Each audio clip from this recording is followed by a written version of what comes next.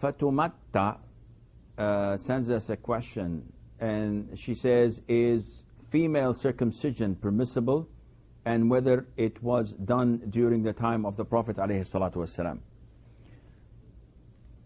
The most authentic opinion of scholars is that circumcision is part of human nature, and it is something that is natural and part of nature, as in the hadith of the Prophet ﷺ, meaning that this is the original way that Allah has created people to have, and that is to clip their nails, to shave or trim their mustaches, to remove the pubic hair, to pluck the armpit hair, and to have circumcision.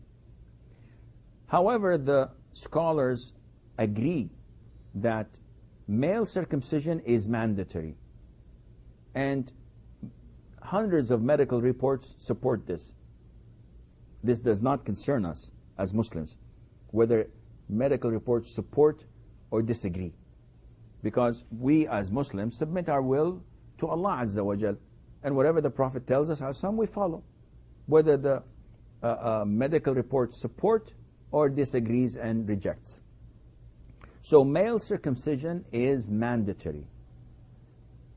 As for female circumcision, scholars differed, and the most authentic opinion is that it is recommended and it's a sunnah. If you do it, Allah will reward you.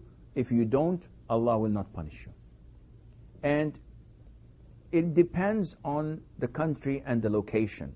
And it also depends on the surgeon operating this.